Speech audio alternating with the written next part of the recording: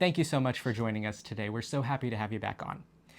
Remember when Republicans were obsessed with Ronald Reagan? Like, obsessed? They always used to include him in just about every single speech. They used to include him in lines. They'd work him into their parties. And I mean, just all the time. Like, Reagan was a part of the Republican Party? No, the Republican Party was the party of Reagan. Like, do you remember that time?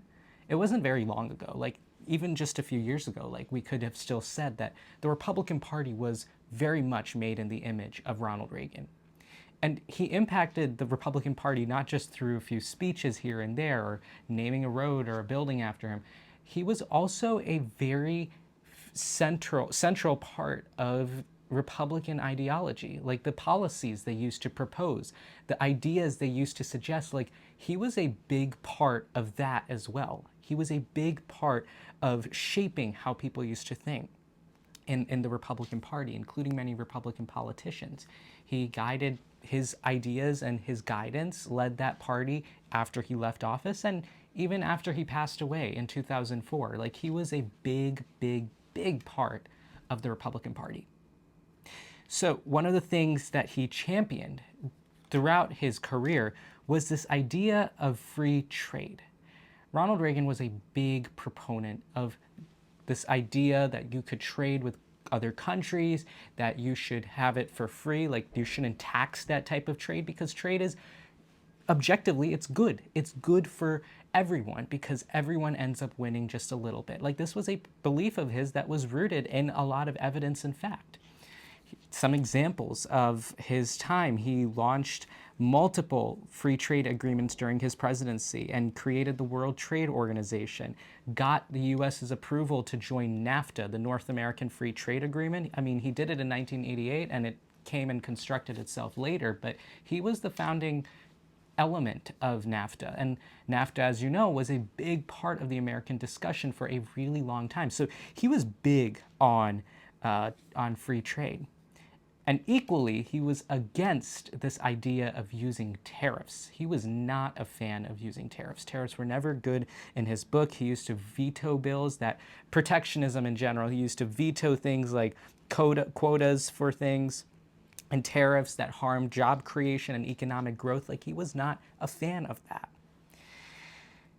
I'm going to play a clip for you right now, and that clip is of Ronald Reagan talking about the threats of protectionism back during his presidency in the 1980s. Take a listen. We too often talk about trade while using the vocabulary of war. In war, for one side to win, the other must lose. But commerce is not warfare. Trade is an economic alliance that benefits both countries. There are no losers, only winners, and trade helps strengthen the free world.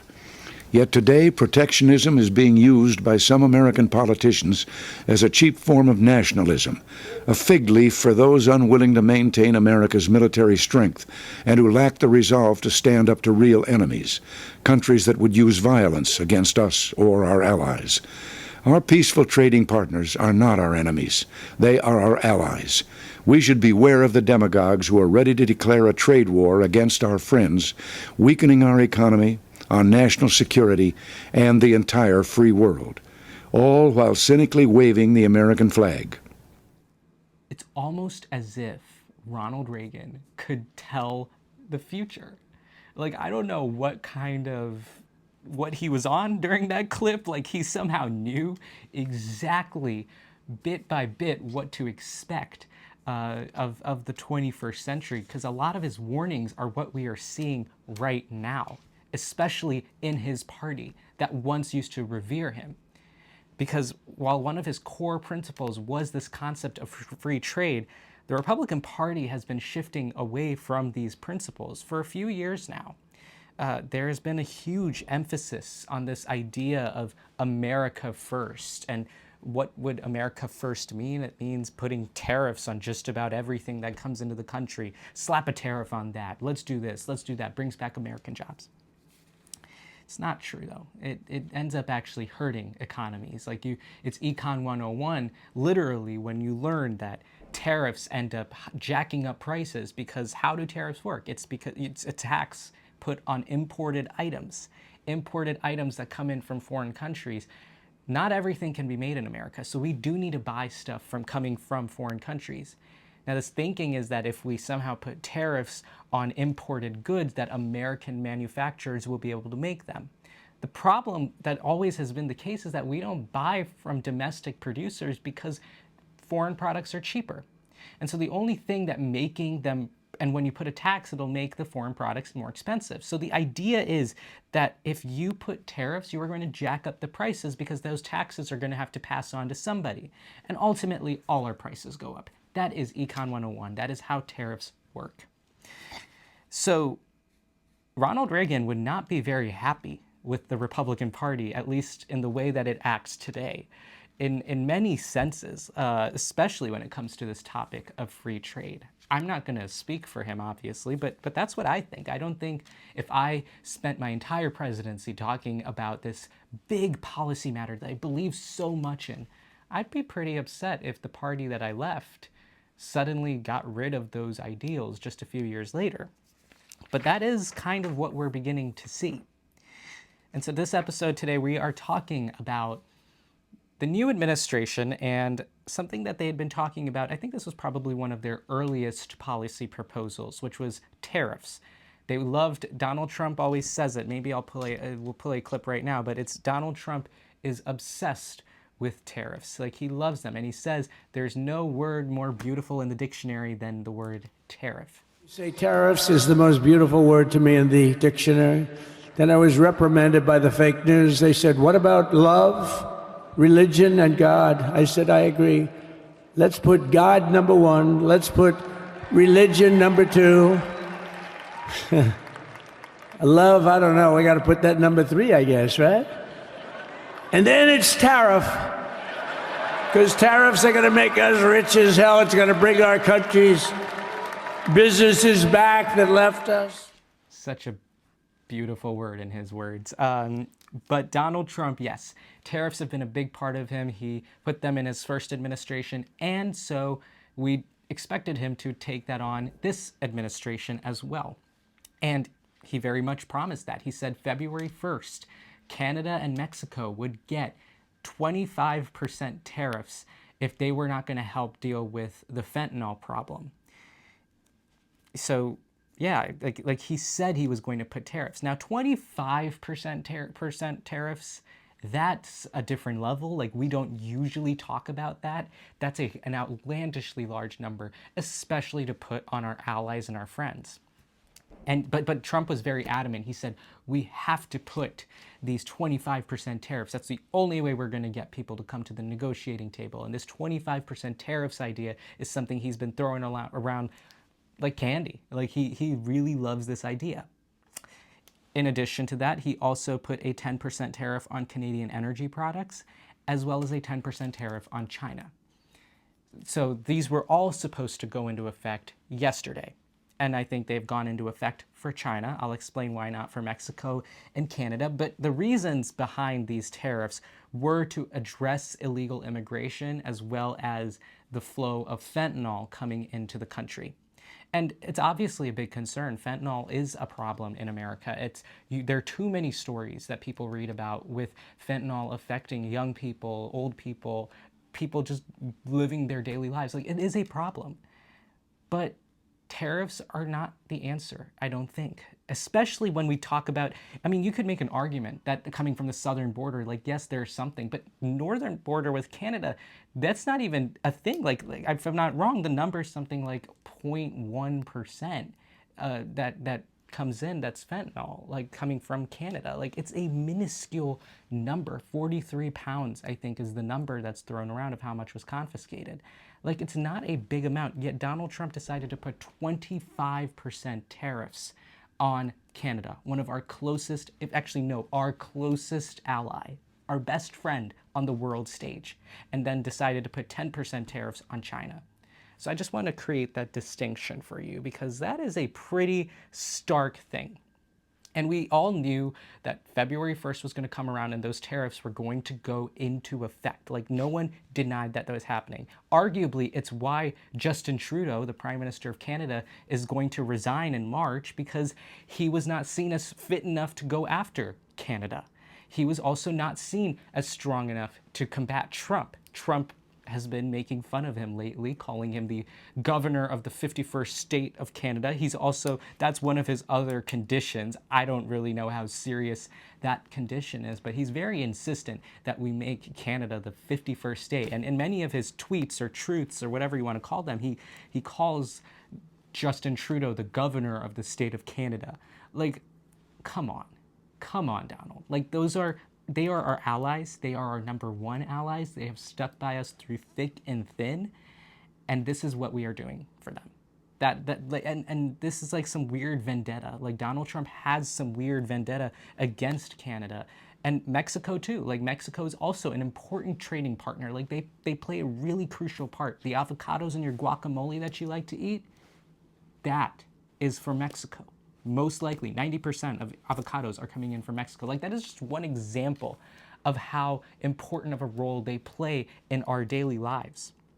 But immediate reactions to the tariffs being placed, because Trump signed an executive order on Sunday saying that he was going to impose these tariffs. Immediate reactions. Canada's Justin Trudeau said this is unacceptable. Mexico's President Claudia Sheinbaum also said, like, let's chill, let's try to smooth things out.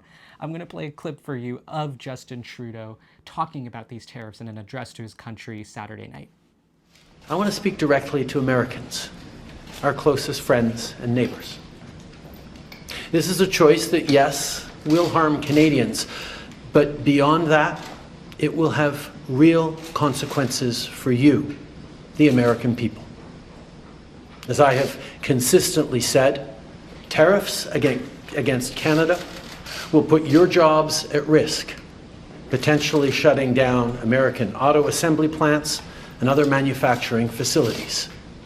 They will raise costs for you, including food at the grocery stores and gas at the pump. They will impede your access to an affordable supply of vital goods crucial for U.S. security, such as nickel, potash, uranium, steel, and aluminum. They will violate the free trade agreement that the President and I, along with our Mexican partner. I don't know if it comes from this idea of incompetence or if it comes from a lack of understanding. I don't know. But tariffs are going to increase prices. Like, they are. That is how tariffs work by definition. So in Donald Trump's words, he says that tariffs are not going to increase prices. Actually, no, they may increase prices a little bit, but we have to weather it out. Like, that's how they've moved. Also, like, come on, like, when the tariffs were going to be placed on Tuesday, he announced those on Sunday and Saturday night, Sunday morning type. And when he did that, the markets were not very happy with it. I'm just going to put up a chart right now of how the markets opened Monday morning. Really abysmal, like how they were reacting. They were not happy about it. And it's not without cause, because tariffs are really just bad for the economy. Like, they hurt the people that voted Trump into office. They raise the price of so many everyday goods. They make higher prices for fruits and vegetables, because not everything is grown in America, especially during winter months when we have to import our food from Mexico. Alcohol increases, imported beers, wines, spirits, if you want to throw a party, like, no. Auto parts in Michigan, when we're talking about that northern border with Canada, stuff flows between that border all the time. And those parts go up, so your cars are going to cost more. It's not even going to take some time. It's going to be very quick. Gasoline, because so much of our energy comes from Canada. Even though we produce the most oil in the world, we have to import some of our energy from Canada. Our gas prices are going to go up. Tariffs raise prices. So for an administration that came on this idea of costs, groceries, if you remember my episode from last Wednesday, so much for that, because they want to increase costs. But Monday, those tariffs were postponed, at least for now. They have been postponed 30 days, not the Chinese ones, though. The Chinese ones are still in place. But the president of Mexico, Claudia Sheinbaum, and Justin Trudeau were on the phone with Donald Trump all of Monday, and announcements came in that Trump decided that he was going to delay these tariffs. And it was, by the way, it was only after he agreed to concessions, many of which were actually just existing policy. Like, the president calls them up and goes like, hey, we want to do this and this and this for you. Trump goes like, oh, sweet, look, we'll do that, even though this, and this were what we were doing anyway. In fact, Claudia Sheinbaum, Mexico's president, got an additional concession out of Trump, getting him to monitor and help with the illegal movement of firearms and weapons across our southern border. So somehow she got a win out of all of this. So this is kind of embarrassing for Donald Trump. Like, he shifted so much in his messaging around tariffs. Oh, they're great. Oh, we have to expect some rises in costs. You have to pay more because it's the patriotic thing to do. Like, that was the kind of progression of how he thought and his evolution of thinking. But I want to read a quote for you from The Nation. Jeet here, who wrote, quote, Trump was quick to claim victory after a purely symbolic triumph where his supposed antagonist merely made face-saving concessions designed to give Trump good headlines. In other words, Trump is just fighting fake matches on a wrestling stage that allows him to beat his chest as well as enact the essential surprise turn where he shifts from friend to foe to friend again. This may be great, but it has little to do with economic or geopolitical reality. Spot on. This president, one of his first major foreign policy actions was to attack our best friends, our closest friends, our neighbors. Like, if that's how he starts, EU, you're next. And I'm not saying that because I think that. It's something he is talking about, and they're developing those plans right now. So EU, you're next. But for right now, there's a 30-day stay on the tariffs on Mexico and Canada, so we'll be keeping an eye on that. And once your prices start to go up, if they put them in place, we'll be covering that as well. But that's our first story. Our second story today also has to do with foreign policy, actually, and it has to do with USAID. This is the U.S. American Agency for International Development.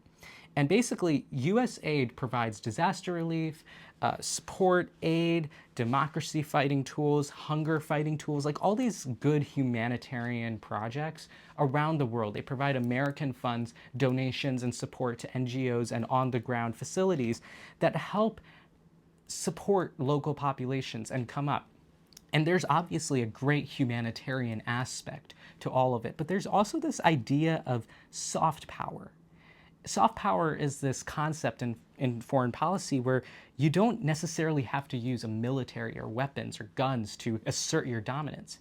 Sometimes soft power, like how a country is seen by people in a different country, how people view America, is another way of establishing power and influence. And USAID was a great tool in allowing us to project more soft power in countries where we did not have that big of a reach. Providing that aid, people appreciated us. There was the example of COVID vaccines where China was coming in and charging for pretty bad vaccines, yet we came in with free ones. Who do you think is going to be seen as the better partner? So USAID, big part of our efforts, at least until now, because there was an announcement made that Elon Musk works his way into all these episodes, but Elon Musk would like to dismantle and abolish USAID. He wants to get rid of it. And this is all another project of Doge. According to them, USAID has been corrupt and it has had all sorts of weird, radical, lunatic left influences in it. Okay. I will grant them that USAID is not perfect. They have not done an amazing job, and there is evidence and there are studies out there that do explain that USAID is not necessarily the best organization. Like, they struggle a little bit. But to call them these radical, inefficient, terrible people is just wrong. They are in places around the world combating some of the biggest problems. But anyway, Elon is trying to dismantle USAID, and actually his Department of Government Efficiency, DOGE, and its staff, which, by the way, are just Elon's band of nerds, as I like to call them, because they're barely older than I am. They're just a bunch of computer science geeks that are now hacking into the U.S. Treasury Department and now into USAID to try to suspend the work that they are doing. And they want to stop it fast. Like, there is some news that just came in that the Trump administration is recalling all USAID workers around the world, telling them to come back home, saying they're done. And they are trying to completely dismantle like every fabric of this organization. And it's not there. Department of Education is also on that chopping block, which we'll talk about soon. But yeah, like, they're trying to get rid of USAID. So there was this protest that happened outside the building just yesterday, I think, or a couple days ago. And Democrat senators and members of Congress were all there. So I'll play some clips of that whole protest. Take a look. This is what the beginning of dictatorship looks like. When you gut the Constitution and you install yourself as the sole power, that is how dictators are made. We are here to enter the building, and so we can hear firsthand from whoever is here at AID, or at least witness firsthand what is happening with this Elon Musk attempted takeover, which will not stand. We will prevail. Let's go. So the richest man in the world and the richest country in the world are taking away resources from the poorest among us. Who would have thought that headline would happen? But this just, again, I've talked about it in numerous episodes. It's Elon Musk's increasing influence in everything that this administration does. Like, Donald Trump said that Elon's not involved, and like Trump has to okay everything. But let's be for real right now. Like, Elon is doing a lot of crap right now on his own. And Donald Trump just has to say no, and like, that's it. But when you have a thing like that where he just gets to do whatever he wants and Trump just intervenes when they mess up, which they mess up all the time, by the way, I don't know if that's necessarily that type of relationship where there's a superior. Like, there is, in a sense, yes, but someone's acting freely on their own. But legally, can they do this? There's some confusion about that, because technically USAID is appropriated money to do their work from Congress. So technically they have congressional mandates to do the work they do. But Donald Trump wants to use an executive order to dismantle the program. So there's like this constitutional crisis question, like, can the president just shut down agencies that he has some weird vendetta against? I don't know. But this is Brian Schatz. He is putting a hold on all of Trump's State Department nominees until they stop this USAID stuff. It is work like this that Democrats are doing right now in the Senate and in the House and across Congress that is stopping, that is at least somewhat trying to hold Trump accountable, because obviously in the minority they can't do much. But yeah, Senator Schatz over there is trying to do that. And I'll tell you another reason why it's problematic that we get rid of USAID. There's this thing called the Chinese Belt and Road Initiative, BRI.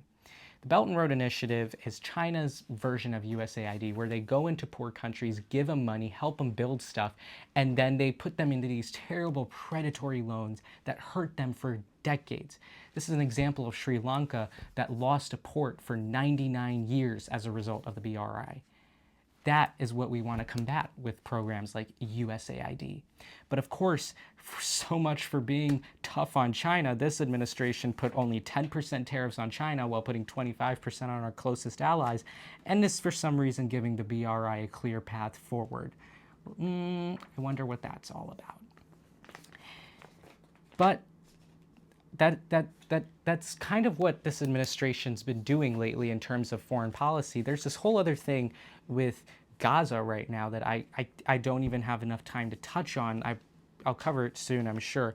But they're trying to move everybody out of Gaza into Jordan and Egypt so that Trump can develop the place. Like, That's like, it's ridiculous, some of the stuff that this administration is doing in the name of foreign policy, because they are not doing foreign policy. They are doing a joke. Like, it is so much of what they're trying to do is embarrassingly bad. And talking about America first, when they increase costs for us, when they hurt American influence in countries, when they start to make America look like the bad guy in the Middle East again, I don't know how on earth that's supposed to be something that puts America first. You can debate me on that, and I'd love for you to leave it in the comments and let me know what you think. But in my view, it's not necessarily America first. I think it's more America last. But yeah, those are some of the stories I'm looking at. The Gaza story I will get more into. It's just that Trump has been doing more of that stuff while I was writing the script, so I wasn't able to incorporate that, but I'm sure soon enough we'll get there. And then there's also the FBI purge. That's still ongoing. Just a quick update there. That FBI agents are now suing the Department of Justice because there are public lists now with names, like with not names, but with their government employee numbers or something like that. And FBI agents are now suing the Department of Justice because they feel threatened for their safety. So much for being for law enforcement. This administration is just doing a lot of fun stuff. So we'll be keeping an eye on everything that they're doing, and we will continue to cover it. I have an interesting interview coming up this week, so stay tuned for that on Saturday's episode. Watch the Meet the Trump Administration episode that just came out yesterday. Follow us on Instagram and X, and check out theishaneshow.com. Is there anything else I'm missing? I don't know. But yeah, just keep following us. We'll keep covering. We'll keep talking about stories. But until then, I'll see you in the next one. Thanks for joining us.